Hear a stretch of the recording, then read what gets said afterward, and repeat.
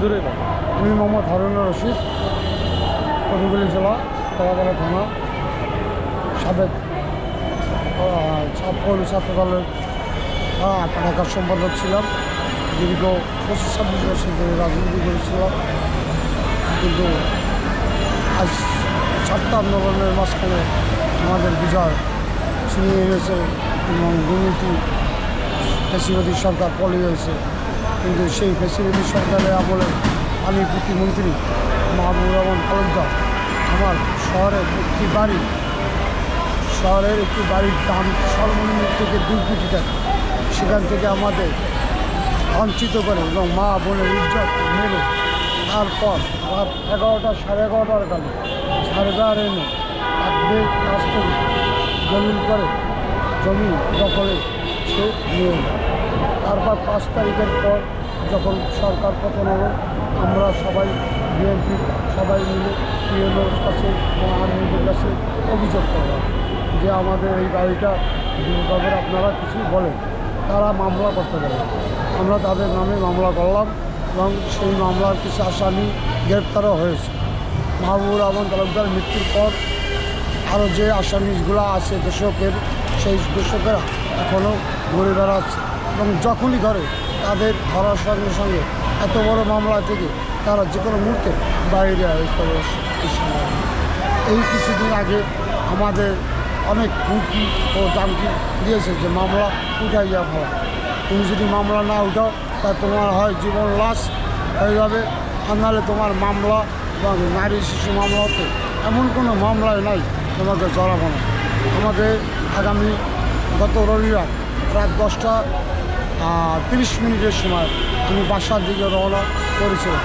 তখন ইচ্ছে থেকে 2টা অটো গাড়িতে 4 থেকে 8 জন লোক ছিল, আর গাড়িওয়ালার সহকারে 10 জন লোক ছিল।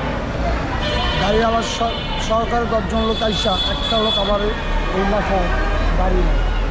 মাথায় যখন গাড়ি মারি আমার মাথায় আঘাত খাওয়ার পর আমি পিছনে ফিরি। পিছনে ফেরার পর তখন আমার এই চোখের উপর একটা আঘাত পায়। তখন আর আমার কোনো মাথার কোনো হুঁশ ছিল না। তখন আমি লুটতে পড়ি। তখন আমার এই গাল হইতে সব জায়গায় হুঁশিতে দাঁত ফলাই গেছে। এই দেখেন আমার দাঁত হারিয়ে গেছে। আমি অচেতন অবস্থায় পড়িয়ে থাকার পর ওখান থেকে আমাকে এলাকার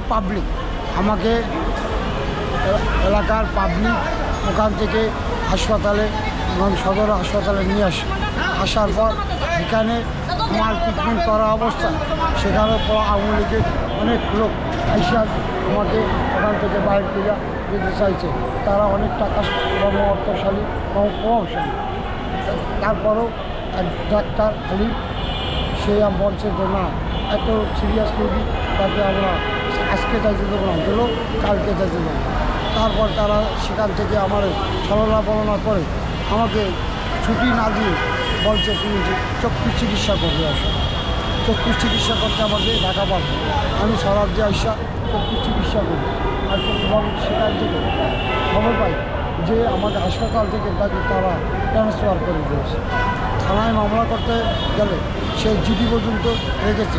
থানার ওসি বলে আপনার ছেলে যদি এখনও মামলা না উঠায় তো আর মামলা করে তাহলে আপনার ছেলের মৃত্যু হতে পারে বা বিভিন্ন মামলায় সে জড়িত হইয়া যেতে পারে।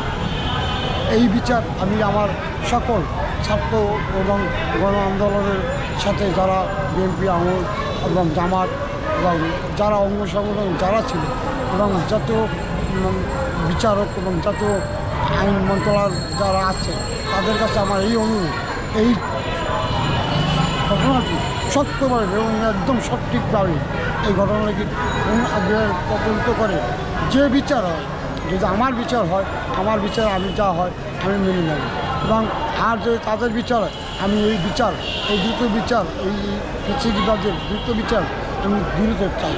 কারণ এছাড়া এরা কোনোদিনই ঘুমাইতে পারতেছে না। তাদের টাকায় তারা সব জায়গায় পার হয়ে যেতেছে।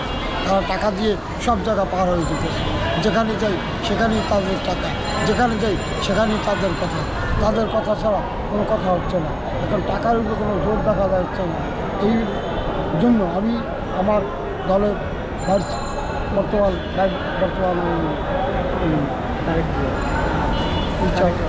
তারেক রহমান ভারপ্রাপ্ত চেয়ারম্যান তারেক রহমানের কাছে আসলে আবেদন যে আমার বাপ রহমান চিন্নিরা 40 বছর ধরে উপজেলা বিএনপি কৃষক দলের সভাপতি থেকে এবং থানা দপ্তর সম্পাদক ছিল। সেই অবস্থায় আমার ঘর বাড়ি নিয়ে এবং মায়ের মৃত্যু যাবতীয় বাড়ি দেখতে পারিনি। আমার ওই মুহূর্তে অনেক মামলা দিয়ে খরচ করেছে। আমি এইটার সম্পূর্ণ বিচার আমি আমার দলের হাইকমান্ডের কাছে আশাবাদ করি এবং জনগণের কাছে আশাবাদ করি।